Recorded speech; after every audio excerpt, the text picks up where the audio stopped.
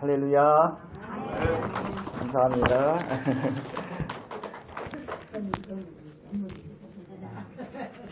주 안에서 이렇게 동부제일교회 우리 성도님들을 만나 뵙게 되었네요. 반갑습니다. 저는 경남 하동에서 영성금식기도원을 운영하고 있는 구영애 목사라고 해요. 담임 목사님이신 우리 황인도 목사님과는 장신대 학부에 같은 해에 입학한 입학 동기입니다. 저는 신학과였고 우리 황 목사님은 기독교 교육과였는데요. 교양 과목을 같이 들으면서 서로 얼굴도 익히고 이야기도 나누며 캠퍼스 생활을 했던 기억이 있습니다. 그렇게 대학 생활을 이렇게 잘 보내고 지내다가 거의 20년이 넘은 세월 지나서요. 작년 10월경에 제가 기도원에 있는데 뱃소리가 울리더라고요. 그 소리는 멀리 경기도 포천에서 온 것으로 그 동부제일교회 오시기 전에 담임으로 이제 그 부목사로 계셨던 곳인데 이제 이쪽에 담임으로 오신다고 하면서 기도로 준비하며 시간을 좀 보내고자 보냈던 우리 황 목사님의 연락이었어요. 그래서 거의 20년이 넘은 세월 동안에 이제 반갑게 제외해서 저희 기도원에서 함께 이야기도 나누고 또 목회에 대한 이야기, 그동안 삶에 대한 이야기도 나누면서 또 새롭게 이제 동부제일교회에 이제 가게 되는 그 마음가짐을 준비하며 기도하고 서로 은혜의 시간을 가졌던 적이 있습니다. 그래서 그 이후에 이제 우리 황 목사님이 여기 교회에 오셔서 또 부임을 해서 진심을 다해서 목회하시고 성도님들을 섬기고 있다라는 소식을 듣고는 저도 마음 깊이 응원하면서 이 교회를 위해서 또 황 목사님을 위해서 이렇게 기도하고 있었는데 얼마 전에 이제 초청하신 거예요. 남성교회 이제 헌신예배 설교 부탁을 받고 또 기회가 돼서 이렇게 대전까지 제가 오게 돼서 성도님들을 직접 뵙고 인사드릴 수 있는 기회도 되고 또 말씀도 함께 나누면서 또 그 하나님의 은혜를 나눌 수 있는 그런 기회가 돼서 너무너무 감사합니다. 사실 저는요 작년에 2018년도에 세상에 다시 나왔다고 표현할 수 있을까요? 저는 좀 사연이 있습니다. 그래서 저는 15년 만에 사실 목회 현장으로 다시 돌아왔거든요. 그동안 15년 동안은 목회를 안 하고 있었습니다. 그래서 그러다가 작년도에 이제 새롭게 안양로회 소속 목사로 복직도 되었고요. 또 작년 6월에는 경남 하동의 산골짜기에서 지리산 자락이거든요. 영성금식기도원이라는 그런 기도원을 하나님의 은혜로 세우게 되었습니다. 돌아보면 애타게 발버둥만 치다가 하나님의 응답을 받아서 죽은 목숨에서 새롭게 태어나서 살기까지 15년의 세월이 걸렸어요. 그 과정을 이야기하면서 은혜를 함께 나누고자 합니다. 저의 간증입니다. 저는 2000년부터 2002년까지 우리 교단 소속의 규모가 좀 큰 교회에서 3년간 부목사로 일했습니다. 교육전도사로 이제 7년 동안 일했던 것과는 다르게 부목사가 되니까 이제 교회의 구조와 시스템 여러 가지 것들을 자세히 보게 되더라고요. 그 속에서 저는 그동안 제가 가지고 있었던 목회의 이상과 그리고 교회 현실과는 많은 차이가 있음을 느끼게 되었습니다. 한국교회가 다 그런 것은 아니겠지만 제가 짧게나마 경험했던 교회의 모습을 보며 오늘의 한국교회가 과연 하나님께서 기뻐하시는 방향으로 가고 있는가라는 질문을 던지게 되더라고요. 그 당시 제가 확인한 한국교회의 모습은 하나님 나라를 이루어가는 공동체로서 빛과 소금의 역할을 잘 감당하는 모습보다는 세속적인 현실에 결탁해야 하면서 추함과 더러움이 잔뜩 묻어나는 모습이 많이 보이더라고요. 현장에 있는 목회자들의 모습 또한 다 그런 것은 아니겠지만 돈 앞에, 좋은 자동차와 아파트 앞에, 박사학위 앞에, 교인 수 앞에, 명예와 자식 앞에 꼼짝 못하면서 자신들이 이뤄놓은 성과를 그리고 직함을 드러내는 데 바쁘고 겉으로는 하나님의 이름을 내대고 있었지만 끝없는 욕망과 욕심으로 마음 졸이고 조급해하면서 교인분들에게는 잘 포장한 목회자의 권위를 내세워 강압과 강제로 들들 볶는 모습이 많이 보이더라고요. 젊은 부목사 시절 때 그런 모습에 저는 실망을 하였고 참된 목회자의 삶은 과연 뭔가 고민을 하기 시작하였습니다. 그런 생각을 하던 중에 더욱더 깊은 고민 속으로 빠져들게 만든 결정적인 사건이 있었는데요. 제가 부목사로 일할 때 어느 날 하루에 장례가 2군데가 난 거예요. 그래서 장례가 났는데 그 전라도 해남까지 해서 해남까지 하고 또 중간에 또 한 군데 장례를 2군데를 치르고 오다가 서해안 고속도로 발안 지점이 있거든요. 그 고속도로에 이제 진입하게 되었는데 그 당시 15인승 봉고차라는 게 있었습니다. 그래서 그 당시 그 안전벨트도 안 매고 이제 앞뒤로 서로 타고 15분이 다 타시고 저는 조수석에 타고 안수 집사님께서 운전하고 계셨는데 발안 지점에 딱 진입하자마자 갑자기 그 오른쪽 뒷바퀴가 펑 하고 펑크가 나면서 차가 이제 심하게 흔들리자 이 베테랑 운전사인 집사님조차 이 운전대가 가늠이 안 되시는 거예요. 그러면서 중앙선 가드레일을 탁 부딪히다가 차가 옆으로 쓰러지고 기울어진 채 한동안 쭉 내려가면서 1차, 2차, 3차로를 거쳐서 아래쪽으로 계속 내려가는 거예요. 다행히 정말 그 뒤에서 바로 붙어서 오는 차가 없어서 망정이지 차가 있었으면 정말 이 자리에 있을 수도 없었을 텐데 거의 급경사가 시작되기 전 내려가다가 3차로를 넘어서 가드레일 넘어서 잔디밭 위에서 차가 뒤집어진 채 멈춰 서게 되었습니다. 그때 차 안에서 서로 마주보면서 이제 열심히 찬송 부르고 계셨던 권사님들과 집사님들은 이게 무슨 날벼락인가 하면서 그 안에서 서로 엉키며 전부 다치게 되는 사고가 일어났습니다. 저도 조수석에서 안전벨트에 또 손잡이까지 잡고 있었는데도 불구하고 순식간에 튕겨나가 바깥으로 나간 것을 겨우겨우 잡아주면서 유리창에 머리를 심하게 여러 번 다치는 수준에서 멈춰 섰는데요. 그 안에 계셨던 분들 중에는 그 당시 평생 불구로 사셔야 된다는 진단을 받은 분도 계셨고 또 교통사고 후유증으로 돌아가신 분도 계셨고요. 전부 몸 이것저것을 다치면서 한동안 입원했던 안타까운 사건이 있었습니다. 교회에서는 또 그날이 금요 심야 기도회로 모이고 있었는데 장례식 2군데 갔다 오다가 펑크 나서 그렇게 되었다는 소식을 듣고는 이제 난리가 난 거예요. 교인분들이 합심 기도하면서 그 이후 이제 병원에 한동안 입원했던 저희들을 찾아와서 위로했던 일들이 있었습니다.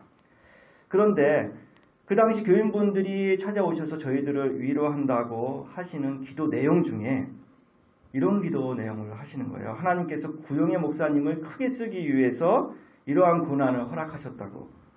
이 고난에 대한 해석 문제인데 그때 저는 그 기도의 내용을 들으면서 속으로 의문이 들더라고요. 하나님을 어떤 분으로 알고 믿기에 이런 기도를 하시지? 그런 말은 기껏 저 하나를 크게 쓰기 위해서 다른 사람들을 고통케 하셨다는 말이 되는데 하나님께서는 어느 한 개인과 소수만을 위해서 다른 사람들의 고통은 아랑곳하지 않는 분이라는 말인가?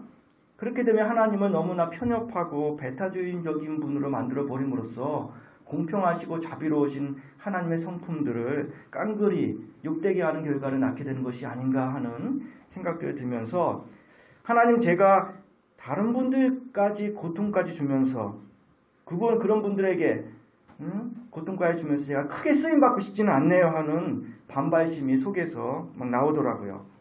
그러면서 그 안에서 제가 근본적인 질문을 던지게 되었습니다. 하나님은 정말 어떤 분이시지? 내가 그동안 하나님을 조금이라도 안다고 하는 것이 잘못된 알문 아닌가? 또한 기독교인들이 이 삶이 특히 사회의 비난과 손가락질을 받을 정도까지 떨어진 것이 근본적으로 하나님을 잘못 알고 잘못 믿는 데서 시작된 것은 아닌가 하는 의문을 던지면서 깊이 파고 들어가면서 이제 계속 생각하는 시간이 이어졌습니다. 그렇게 계속 하나님은 누구시지 하는 생각을 하다가 어느 순간 중요한 물음을 또 지나쳐버린 제 자신을 발견하게 된 거예요. 그것은 바로 나는 무엇이지 하는 물음이었습니다. 나는 뭐지? 이 물음을 던지면서 그동안 살펴보지 못했던 제 자신을 살펴봤더니 아이고 너무나 어처구니가 없더라고요. 저 같은 이런 바보 멍청이가 세상에 따로 없고 알기는 모르는 것 투성이면서 뭐 좀 안다고 깝죽대고 지냈던 것이 한없이 부끄러워지는 거예요. 입만 살았지 이거. 너무나도 무능하고 무력하고 너무나도 악한 존재가 저라는 사실을 깨닫게 되었습니다. 악하기 그지없는 저를 바라보니까 세상에나 내 들보는 보지 못하고 다른 사람들의 티를 보며 비판했던 제 자신의 꼬라지가 말이 아닌 겁니다. 마치 발가벗겨진 것 같은 그 초라함과 비참함에 또 죄책감까지 들면서 이런 개차반 같은 난데 이런 내가 목회를 한다면 이거 큰일 나겠다. 예수께서 경고하신 것처럼 다른 사람, 그 단 한 사람까지도 실족하게 만드는 무서운 결과를 낳게 되겠구나. 야, 내가 한 사람이라도 실족하게 만든다면, 잘못된 길로 인도한다면 이 무슨 끔찍한 일이냐. 이래서는 안 되지 하는 내면의 소리가 들려오기 시작했습니다. 그렇게 되자 정말 안 되겠더라고요. 우선적으로 목회일을 다 내려놓고 나를 살피는 것이 당장 해야 하는 일이다라는 결론을 내리고 연고지 없는 지방으로 내려가 이곳저곳을 떠돌며 자청해서 광야 생활을 시작하였습니다. 그렇게 광야 생활을 했는데 사실 제가 중2 때부터 꿈을 키우면서 신학의 길을 가고자 쉼없이 달려왔거든요. 그런데 한순간에 다 내려놓게 되니까 아무런 대책도 없는 거예요. 목회만을 바라보다가. 그러다 보니까 당장 어떻게 먹고 살 것인가에 대한 무거운 책임감이 확 밀려오더라고요. 딸은 어리고 아내는 저를 바라보고 있고 그래서 어쩔 수 없이 영어 강사회를 시작했거든요. 없는 살림에 당시 최대한 돈도 아끼고 전략하고자 하는 취지로 하루에 한 끼 먹으면서 영어 강사회를 시작했는데 그렇게 3년 동안 영어 강사로도 일했는데도 이 내면의 갈급함이 채워지지 않는 거예요. 그래서 이거 안 되겠다 싶어서 또 깊은 산속을 찾아 들어가서 거기서 생활을 하고 때로는 돈이 없어서 다시 나와서 또 5평짜리 원룸에 있다가 또다시 안 되겠다 싶어서 산속으로 들어가는 등 주로 산속에 있다 보니까 MBN의 무슨 프로그램 나는 자연인이다 해서 나오는 자연인의 삶을 약간 닮은 듯 아닌 듯한 삶을 살면서 지방 이곳저곳을 떠돌아다녔습니다. 돈이 없는 가난한 처지 속에서 밀가루 반죽과 그리고 고구마 감자 등으로 끼니를 때우면서 말이죠. 밀가루 20kg 사면 이제 하루에 700g 정도를 이제 다른 거 아니고 소금으로 간을 한 다음에 물만 넣어서 반죽해서 먹으면 한 달을 먹을 수 있더라고요. 그러다가 하도 밀가루가 질리면 고구마나 감자 10kg 이제 사서 하루에 한 끼로 먹기도 하다가 떨어져서 없으면 굶기도 하고 그렇게 외부와의 접촉을 다 차단한 채 방 안에 틀어박혀 제가 살아온 날들에 대한 자책과 회한에 적기도 하고 저의 무지함과 악함을 해결하고자 뼈저리게 느끼면서 하나님은 정말 누구십니까? 그리고 저는 과연 뭡니까? 에 대한 근본적인 질문에 대한 해답을 찾고자 성경을 연구하며 묵상하며 시간을 보냈습니다. 비록 목회일은 스스로 그만두었지만 저의 내면은 끊임없이 참다운 이치가 뭐지? 하나님 어떤 분이시지? 하는 그 갈급함과 타는 목마름으로 온통 저의 마음을 살피고 다듬어가는 일에만 전념하며 망구석처럼 하나님으로부터의 직접적인 응답을 기다리는 세월로 이어져 갔습니다. 오로지 그거 하나 바라보는 시간으로 저의 삶은 이어져 갔는데요. 근데 그전까지 저의 삶은 저의 성격이나 삶은 사람들과 같이 어울려서 따뜻한 정도 나누며 또 그런 것을 이야기도 하고 같이 어울려서 사는 것에 가치와 의미를 두고 사람들과 이야기도 많이 한 성격이고 특히 남자들끼리는 제가 운동도 좋아해서 운동도 열심히 하면서 외향적으로 활동했었는데요. 어느 순간 이런 삶을 살고 있었던 제가 근본적인 신앙 문제에 딱 꽂히게 되니까 가족도, 친척도, 친구들도 주변의 모든 사람들까지도 어느 순간 일절 연락을 끊고 살게 되더라고요. 이 반드시 해결을 받아야 이거 살아도 산 것 같은 생각이 드니까 그렇게 직진 인생으로 갈 수밖에 없었습니다. 그런데 어느 시점에 가서는 반드시 마지막 수단을 써서라도 제가 걸어간 삶에 대해서 하나님 앞에서 점검과 확인을 받아야 되겠다는 의식을 늘 갖고 있었는데 광야 생활 14년 차에 접어든 2016년 겨울 무렵에 아내와 상의한 끝에 극단의 조치를 취하게 됩니다. 그것은 이렇게 살 바에는 이 나라는 것을 이 세상에서 깨끗이 사라지게 하는 게 낫겠다 생각하고 죽는 방법으로 택한 금식이었습니다. 굶어서 가자고 말이죠. 어차피 14년 인생 동안 돈이 없는 공공한 처지에서 굶기를 밥 먹듯이 해왔던 저로서는 가장 쉽다고 생각해서 택한 방법이었습니다. 그래서 이제 금식에 돌입하면서 근데 한편으로는 이런 생각이 들더라고요.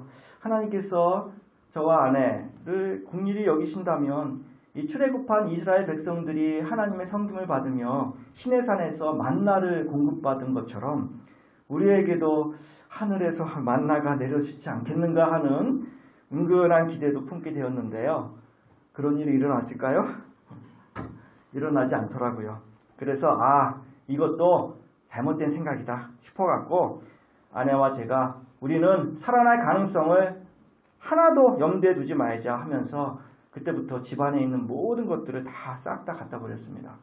숟가락 하나도 남김없이 다 버리자.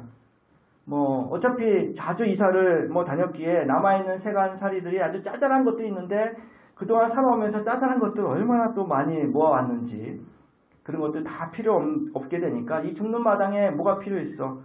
남기고 할 것은 아무것도 없다 해서 며칠 동안 모든 물건들을 다 버리고 유서까지 작성하면서 의지를 다졌습니다.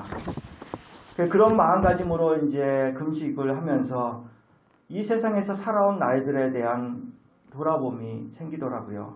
그래서 마음속으로 눈물을 흘리며 회개하고 또 회개하며 보내기를 어느덧 33일째로 접어든 새벽 시간에 너무나 밝은 빛처럼 또렷하고도 맑은 이상하게도 저에게만 들리는 큰 음성으로 하나님께서는 친히 오셔서 말씀해 주셨습니다.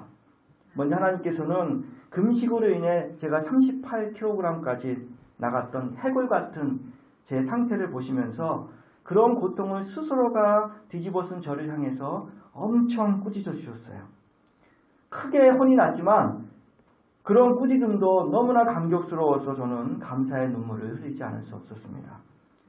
그러시면서 하나님께서는 인류 어느 누구도 고통당하는 것을 전혀 바라지 않으시는 선하신 하나님이심을 인류 역사가 통해서 인류가 살아온 역사의 실상을 낱낱이 말씀해 주시면서 저에게 밝히 계시해 주신 거예요.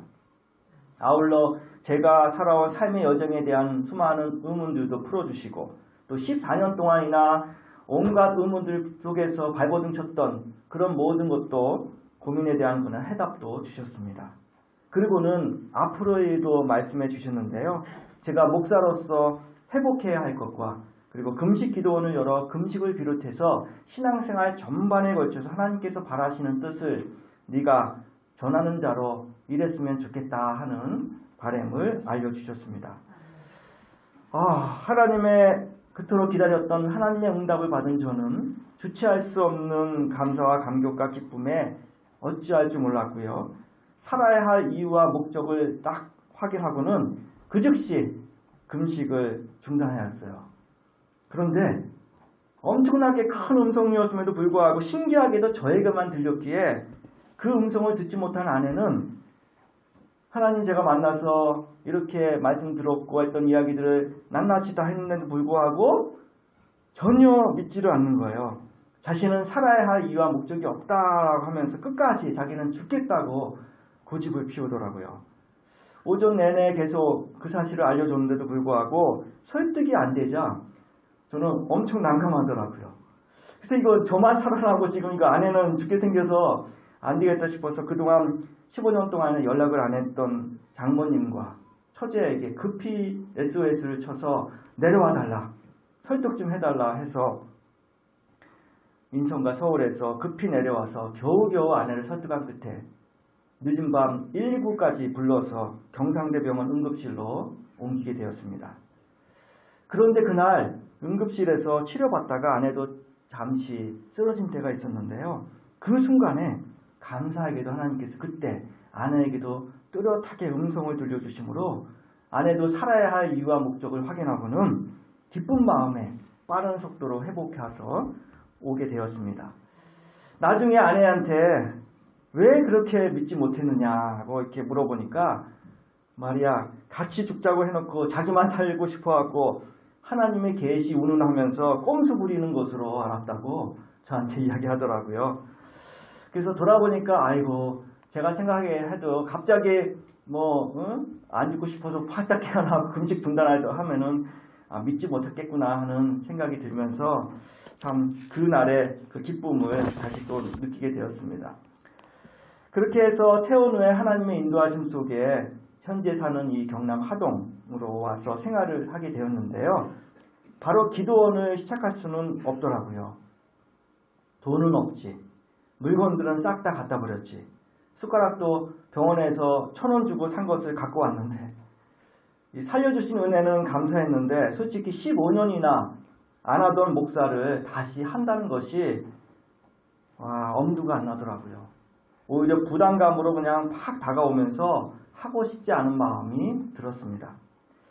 또한 한 번도 안 해본, 제가 교회에서 이렇게 활동을 했지 금식 기도는 한 번도 안 해본 그 하라고 하시니까 이거는 너무나 저하고는 맞지가 않지 않겠나 생각이 들어서 아이고 하나님 도저히 못하겠습니다 하면서 제가 돈도 벌고 세상 공부도 할 겸 좀 저는 못하겠습니다 하고는 밤 9시에 출근해서 아침 8시까지 꼬박 밤새는 리조트 야간 경비를 하면서 1년간을 버티게 되었습니다. 그러자 하나님께서는 작년 2월 말에 다시 재차하면 좋겠다고 저에게 권고하시더라고요. 그래서 1년이 됐던 시점에 이거는 더는 내가 회피할 수 있는 부분이 아니겠다. 나는 아무것도 없고 막막하지만 한번 하나님께서 하라고 하신 데는 뜻과 목적이 있을 텐데 한번 해보자 하고 마음을 먹고 시작하게 되었습니다. 먼저는 목사직부터 회복하라 하셔서 복직 절차와 과정을 알아보니 쉬운 일이 아니더라고요. 갑자기 안 하다가 해보니까. 그런데 갑자기 15년 만에 저도 동기들을 처음으로 작년도에 나와서 만나게 됐고, 그러면서 동기 목사님들과 또 전혀 알지 못했던 또 노회 관계자분들이 적극적으로 도와주시는 거예요. 노회 모든 그 복직 절차가 까다로운데 그런 것들을 또 쉽게 할 수 있는 것, 그 다음에 순조롭게 할 수 있는 방법들을 알려주시면서 정말 하나님께서 도와주신 덕분에 복직 절차도 순조롭게 맞춰서 제가 안양노회 소속 전도 목사로 복직도 하게 되었고요. 그 하는 과정을 통해서 하나님께서 이렇게 일하시는구나를 느끼면서 저는 새롭게 하나님을 이제 느끼게 되는 그런 시간으로 삼게 되었습니다. 저는 단지 그냥 해야 되겠다 하고 발걸음을 한 발짝 뗀 것밖에 없는데 시작부터 진행되는 일들이요, 저의 상상을 뛰어넘어서 이곳저곳에서 저는 전혀 모르는 일들이 막 벌어지기 시작하면서 생생한 감동과 은혜의 현장으로 하나님께서 만들어 주시더라고요. 기도원 설립 과정도 그랬습니다. 기도원은 그 3개월의 짧은 준비 기간을 거쳐서 2018년 6월에 개원했거든요. 아직 1년도 안 됐네요. 당시 제가 가진 총 재산은 1,800만 원밖에 없었습니다. 근데 이 돈으로는 이 깊은 산 속에서 공짜도 못 꺼내고 사르르 끝나버릴 금액이더라고요. 이걸 생각하면서 내가 갖고 뭘 할 수 있겠나 하는 생각이었는데 마음속에는 이거 기도원은 제가 가진 능력으로 하는 것도 아니고 하나님께서 시작하라고 하셨으니까 저의 눈에는 앞이 보이지 않고 막막하지만 저는 그저 이것만이라도 있는 거 다 쏟아붓고 가겠습니다 하면서 순종하면서 실행해 나갔습니다. 그래서 하나님께서는 정말 깜짝 놀라게 역사하셨는데요. 먼저 건물 주인분이 기독교인이 아닌데도 기도원의 설립 목적과 취지에 어쩜 그렇게 적극적으로 공감해 주시는지 기도원 건물과 숙소 등을 임대해 주시더라고요. 흔쾌히. 너무 감사한 겁니다. 그런데 한편으로는 제가 가진 금액으로는 당시 임대료조차 한두 달 내면 끝나버릴 돈이었고, 또 시설 공사도 이거는 제대로 할 수도 없는, 진행조차 할 수도 없는, 아무런 것이 없고 공부도 없으니까요. 그런 상태였는데 건물 주인분께서는 제 사정을 어떻게 아셨는지 얼마 지나지 않아서 기도원 건물과 숙소를 무상으로 임대해 주시겠다는 파격적인 제안을 해주시면서 거기에 또 주택단지에 들어와서 살고 계시는 분들에게 말씀해 주셔서 공작실을 열어서 모든 공고들을 다 쓰게 해주시며 그것도 모자라서 주인분이 앞장서서 공사도 여럿이 다 같이 합시다 하면서 이끌어 주시는 거예요. 저는 와, 이건 뭐지? 하나님께서 이렇게도 일하시는구나 하는 감탄과 감사를 하면서 일을 진행해 나갔는데요. 근데 원함 없이 시작하다 보니까 역시나 올 것은 오더라고요. 뭐가 왔을까요? 그것은 5월이 되니까 통장 잔액이 빵원이 된 겁니다.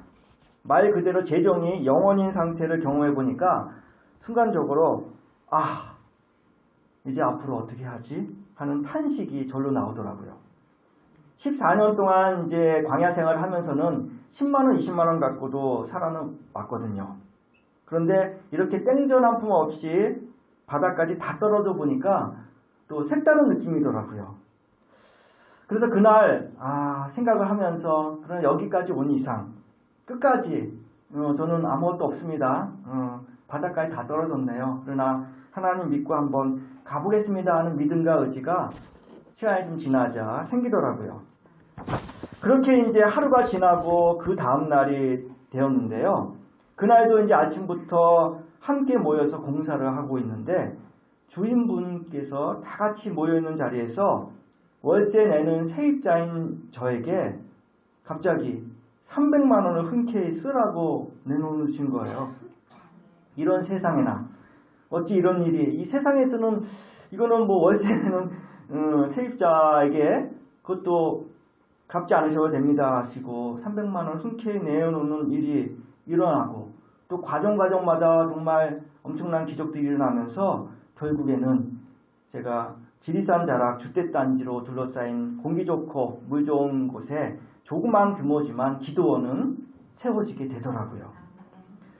그러면서 시작된 영원에서의 삶이 10개월이나 지난 이때까지 생활비는 없는데 굶어 죽지 않고 사는 신기함을 맛보고 있습니다. 그리고 이렇게 동부제일교회까지 와서 설교를 하고 있네요. 매달마다 이렇게 한 달 이렇게 생활하면서 기도원 경비와 주인분에게 월세를 낼 수 있다는 것이 참 놀랍고 감사의 따름이에요. 매달 1일이 되면 통장에 영원히 딱 찍히면서 바닥 생활을 시작하다가 조금씩 후원받은 금액으로 월세와 경비를 다 내고 난 30일쯤에는 다시 이제 영원이 되는 마치 게임처럼 매달마다 금액이 충전됐다가 소진되고 충전됐다가 소진되는 경험을 반복하면서 저는 매 순간 하나님을 의지하고 믿고 따르는 길이 무엇인가를 삶 전체를 통해서 배워나가고 있습니다. 돌아보면 아무것도 없는 제가 이렇게 체험받아 살고 있다는 그것이 저희로서는 하나님께서 여러 보여주신 응답과 더불어 이것 또한 저에게는 기적입니다. 그러기에 저로서는 바탕을 다 깔아주시고 실제로 세워주신 기도원을 유지하는 것은 생명을 살려주시고 사명까지 주신 하나님께 대한 감사의 보답이라고 할 수 있는데요. 보답이라 하기에는 참 부끄럽죠. 그런데 지금으로서는 제 몫으로 주어진 일에 최선을 다할 뿐이고 감사한 것밖에 없습니다. 2년 전에 금식의 현장에서 하나님께서 오셔서 말씀해 주시지 않으셨다면 그때 저는 죽은 목숨이었습니다. 저로서는 그때 새로 태어나서 살게 된 인생이 되었죠. 그러기에 이제는 인간 구용의 삶이 아니고 오로지 하나님의 뜻을 따르는 목사로 살아가고자 합니다. 영성 금식 기도원 또한 하나님께서 세워주신 뜻과 목적이 있기에 그 뜻을 이루어나가는 도구와 일꾼으로 살아갈 뿐입니다. 금식 기도원에 영성이라는 단어를 붙인 이유도 있는데요. 영이신 하나님의 성품을 온전히 닮아가도록 노력하고 조용히 그분께서 말씀하시는 바에 귀를 기울이며 거짓이 없는 진실한 마음으로 자기 자신을 살피며 하나님 보시기에 좋게 바꾸어 나갔으면 좋겠다 하는 마음을 담아서 영성이라는 단어를 붙였습니다. 그래서요, 우리 기도원은 다른 보통의 일반 기도원처럼 집회를 열어서 헌금 받아서 운영하는 것이 아니라 이 뜻을 알게 된 개인과 교회의 자발적인 후원을 통해 유지하고 있고요. 오시는 분들이 조용한 분위기 속에서 좋은 공기와 물을 마시면서 일상에 쌓였던 피로를 풀면서 자신의 삶을 돌아보고 내면도 성찰하면서 하나님과의 깊은 만남 속으로 들어가서 편안하게 있을 수 있도록 안내하는, 그리고 치유받을 수 있도록 안내하는 그런 성격을 띠고 있습니다. 특히 금식과 관련해서 하나님께서 저에게 부탁하신 바는 금식이라는 것을 하면서까지 제 스스로 고통을 당하지 않았으면 좋겠는데, 굳이 금식이 하고 싶어서 자발적으로 하는 경우에는 하루 이틀은 괜찮다 하셨지만 몸에 무리가 가기 시작하는 3일 이상의 금식은 괴롭고 힘드니 제발 하지 않았으면 좋겠다 바라셔서 오시는 분들에게 이 뜻을 적극적으로 전하고 있습니다. 그래서 이름은 금식기도원이지만 금식을 전혀 권장하지 않는 금식기도원입니다. 제가 이렇게 살아온 삶의 과정을 말씀드렸는데 간증만 하고 끝날 수는 없잖아요. 예, 특히 오늘 또 남성기의 헌신 예배신데 마지막으로 오늘 읽은 본문을 살피고 말씀을 맺고자 합니다. 오늘 읽은 본문 많이 보셨던 본문이실 텐데요. 여러분은 천국 혹은 하나님의 나라라는 말을 들으실 때 어떤 느낌이 드시나요? 많은 분들이 죽어서 가는 곳이 천국이라고 하시죠? 근데 차마 지금은 가고 싶지 않으시죠? 근데 천국은 어떤 곳이라고 느껴집니까? 좋은 곳, 편안한 곳, 고통 없는 곳 등 여러 느낌들이 오실 거예요. 예수께서도 오늘 본문을 통해서 천국을 소개하며 천국에 대해서 중요한 3가지 정보를 알려주고 계세요. 그런데 오늘 읽은 본문을 예수께서 하신 말씀을 그냥 그대로 읽어서는 뭐가 뭔지 감이 안 잡히실 거예요. 거기에는 핵심 단어가 빠져있기 때문에 그렇습니다. 핵심 단어를 대입해야 우리가 오늘 읽은 본문이 쉽게 이해가 되고 느낌이 확 오게 돼서 달라지게 돼요. 그러면 핵심 단어가 무엇일까요? 그것은 마음입니다. 마음이라는 단어를 넣어야 예수께서 하신 천국에 대한 말씀이 다 관통이 되어서 하나로 다 깨어지게 돼요. 그러면 하나하나 한번 살펴볼까요? 먼저 20절에서 예수께서는 하나님의 나라는 눈으로 볼 수 있게 임하는 것이 아니다라고 했습니다. 왜 그렇습니까? 바로 마음의 작용이기 때문이에요. 마음의 작용은 눈에 보이지 않습니다. 그래서 이것을 통해서 우리가 알 수 있는 것은요, 하나님의 나라는 눈에 보이는 물질적인 개념을 넘어선다는 것입니다. 두 번째로 하나님의 나라는 21절에서 여기 있다 저기 있다고도 못한다 말씀하셨습니다. 왜 그랬을까요? 왜 그렇게 말씀하셨을까요? 역시나 마음의 작용이기 때문입니다. 마음이란 것이 분명 있긴 있는데 우리 눈에는 안 보이고, 그런데 순식간에 싹 바뀌고 여기 있다가도 말할 수도 없죠. 그러니까 순식간에 다른 마음으로 바뀌니까 여기 있다 저기 있다 말할 수가 없는 거예요. 잡을 수도 없고 잡히지도 않는 게 마음입니다. 그러므로 여기서 또 알 수 있는 것은요, 하나님의 나라는 장소적인 개념도 넘어선다는 사실이에요. 세 번째로 21절에서 결론적으로 예수께서 말씀해 주셨죠? 하나님의 나라는 뭐로 돼 있다? 어디에 있다? 너희 안에 있다 하셨습니다. 그런데 여기서도 핵심 단어가 빠져 있죠? 무슨 핵심 단어요? 마음이라는 단어가 빠져 있는 거예요. 하나님의 나라는 너희 마음 안에, 하나님의 나라는 너희 마음 속에 있다고 말씀해 주고 계신 거예요. 육체가 아닌 마음 속에 하나님의 나라가 있다는 말씀입니다. 자, 그렇다면 한번 정리해 볼까요?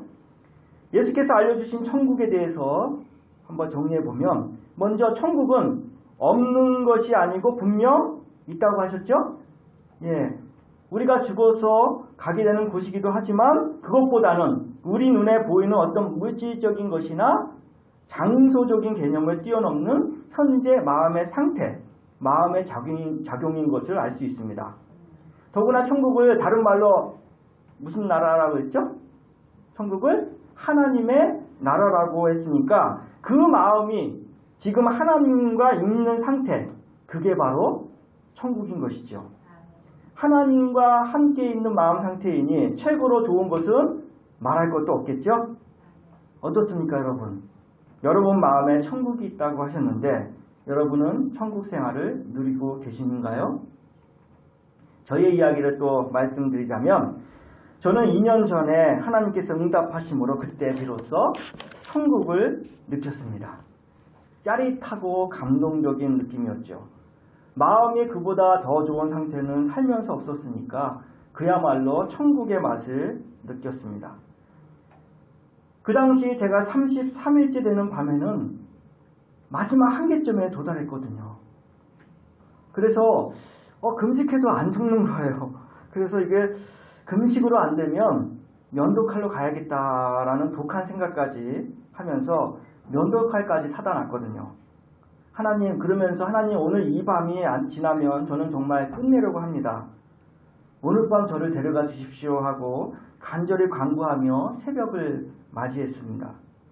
그렇게 1분 1초가 길게 느껴지는 그 새벽에 이제는 정말 죽는구나 하는 그런 절망의 끝에서 하나님께서는 세상에서 가장 보잘것없는 저에게 손을 내밀어서 건져주셨던 것이니 저를 한순간에 지옥에서 천국으로 전환시켜 주신 것이죠.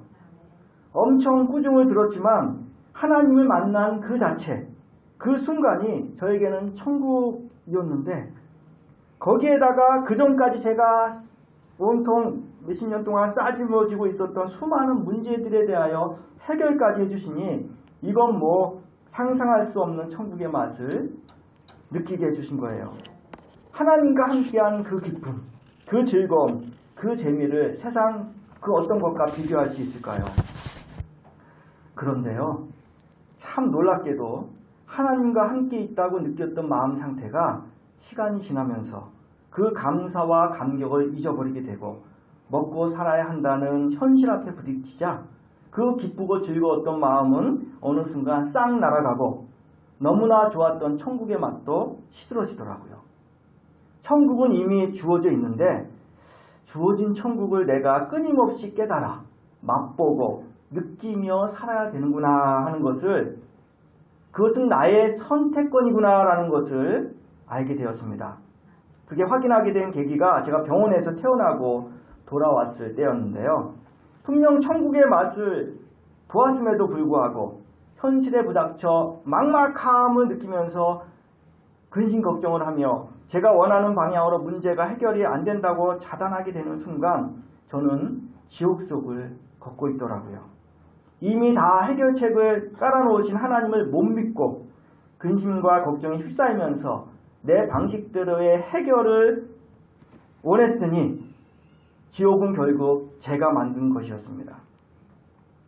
그렇게 퇴원 후에 1년 동안은 천국의 맛보다는 주로 지옥의 맛을 보며 살다가 작년에 하나님의 권고하심으로 기도원을 시작하게 되면서부터는요.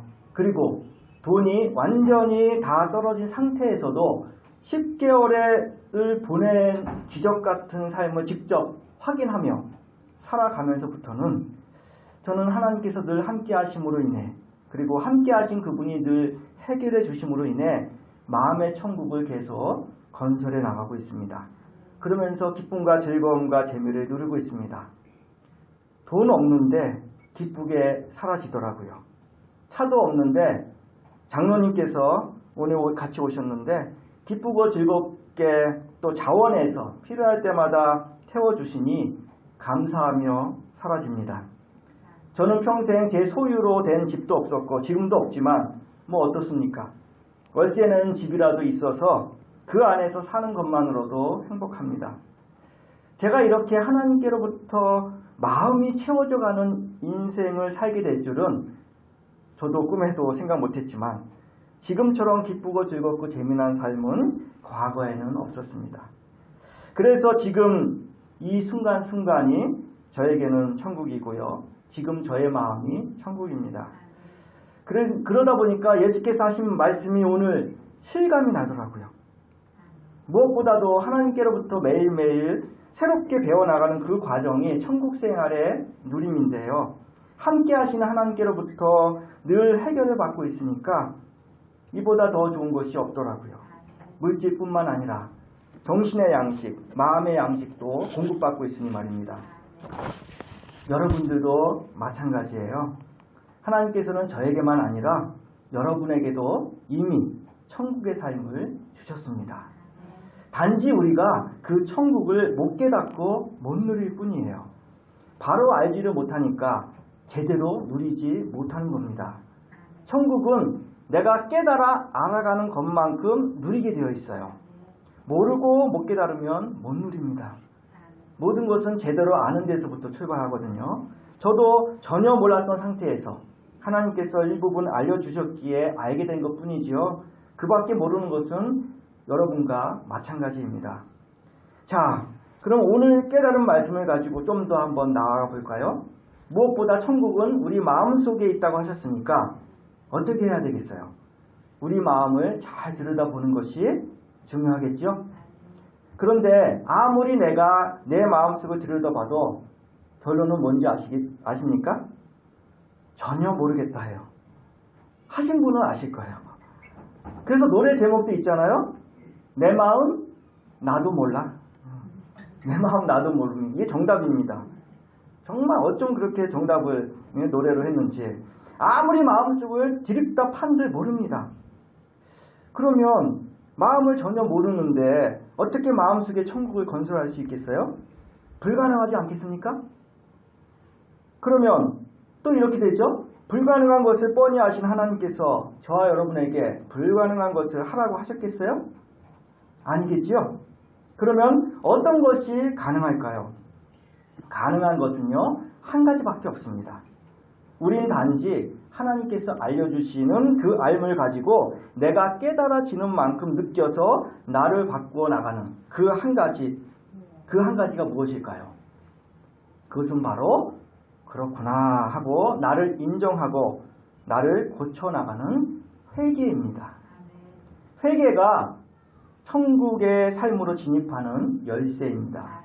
저도 그 과정을 똑같이 겪었고요. 지금도 매 순간 겪고 있습니다. 문이라고 표현하기는 좀 그렇지만 문이 있다면 내 마음의 천국 문을 활짝 여는 키가 바로 회개입니다. 우리는 끊임없는 회개를 통해 하나님과 함께하는 천국의 삶을 누릴 수가 있어요. 그래서 예수께서도 마태복음 4장 17절에서 회개하라 천국이 가까이 왔느니라 라고 말씀하신 이유예요.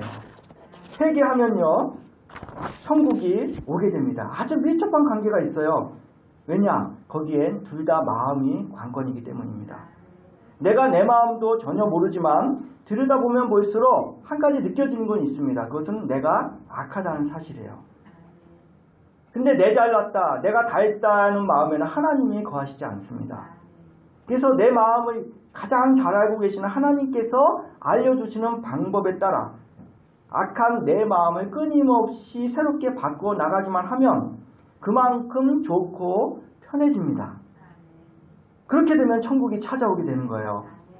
천국은 마치 활짝 펼쳐진 드넓은 밭과 같은데요.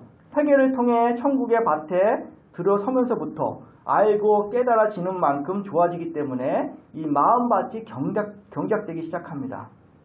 깨달아 아는 만큼 조금씩 천국이 확장되어 가는 거예요.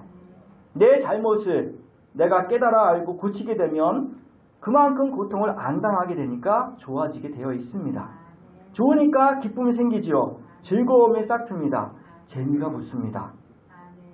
천국은 마음밭을 갈고 다듬는 회개를 통해 기쁨과 즐거움과 재미가 붙고 그래서 요만큼씩 넓어져 가게 되어 있는 원리예요.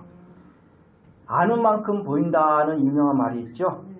깨달아 알게 되고 느껴지는 것만큼 천국의 기쁨은 계속 오고 즐거움과 재미는 쭉쭉 불어나가며 우리는 하나님이 주신 천국의 삶을 누리게 되는 겁니다. 이렇게 즐겁고 신나는 천국의 삶을 안 산다면 도대체 어떤 삶을 살겠어요? 그런 삶이 아니라면 어떤 삶입니까? 반대의 지옥의 삶인데 말이죠. 지옥의 삶은요, 내 마음밭을 살피지 않고 회개 안 하면 그냥 자동으로 옵니다. 평상시가 지옥이라고 보면 돼요. 그나마 회개를 통해서 자유함을 얻고 편해져야 천국이 새롭게 시작되는 겁니다. 회개를 통해 내 마음에 천국을 만들지 않으면요, 뭐가 나오는지 아시겠어요? 다른 사람을 못 살게 굴고 헐뜯거나 시비를 걸어 다른 사람을 화나게 하는 갈굼이 나옵니다. 다른 사람을 갈굴 뿐이에요. 다른 사람에게 도움을 못 줍니다. 내가 안 좋고 내가 안 편하면 다른 사람에게 갑질하게 되어 있어요. 갑질은 사장님만 하는 게 아닙니다. 회개 안 하고 좋은 상태로 바뀌지 않은 마음에는 여지없이 갑질하는 마음이 딱 들어가서 주변 사람들에게 사사건건 시름을 주게 되어 있습니다. 오늘 이 시간은 남성교회 헌신 예배로 드리고 있는데요. 남성교회 공동체부터 깨달아 알게 된 이런 좋은 천국의 삶을 실제로 누리게 된다면 얼마나 좋을까요? 내 마음도 모르는데 상대방의 마음을 얼마나 알겠습니까?만은 그래도 상대방의 마음이 어떠한지 조금이라도 느끼고자 노력하는 것이 공동체 안에서 천국을 만들어가는 방법입니다. 서로 마음을 살펴서 알아가고 될 수 있는 대로 서로에게 고통을 주지 않도록 배려하는 노력을 해야 평화가 찾아오고 천국이 이루어집니다. 내가 바뀌지 않으면요, 맨날 고통을 주변에 뿌려댈 뿐입니다.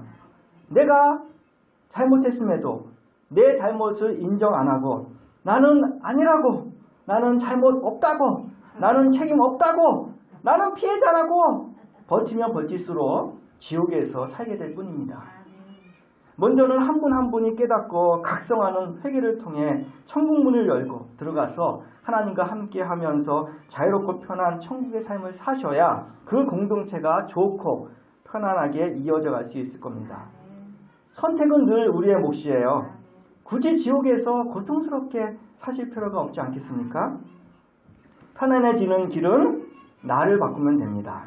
항상 고통의 원인을 파고 들어가서 딱 부딪히는 것은 나예요, 나. 예외는 전혀 없습니다. 내가 알지 못함으로, 내가 모르고 못함으로 인하여 고통은 발생됩니다. 그동안 천국도 몰라서 못 누린 거예요. 하나님이 함께 하시는 내 마음속에 있는데 말입니다. 하나님이 함께 하시는 마음밭을 만들어 놓았는데 천국이 웬 말이겠습니까? 내 마음속을 살피고 내가 문제라는 사실을 깨닫고 끊임없이 회개하는 삶을 살면 그만큼의 천국이 펼쳐지는데 오히려 내가 끊임없이 이것을 만들어가지 않는 한 그 결과는 지옥, 여지없이 지옥입니다. 그러니 내가 지옥을 잘 만들고 있죠. 내가 바로 지옥 공장 사장님입니다. 그러니 맨날 다른 사람들에게 고통 주고 있죠. 이제 깨달아진다면 안 해야 되겠죠. 고통인 줄 알면 안 하게 되어 있습니다. 진정으로 회개하면 편안해지고 좋게 되어 있어요. 천국은 이론이 아닙니다. 실제입니다. 그러므로 지금 이 순간 내 마음의 천국을 건설할 일만 남았습니다. 실제 지옥과 천국이 어떤 곳인지를 알았으니 말입니다. 안 이상 저와 여러분이 실제로 천국의 삶을 누리면서 살면 어떨까요?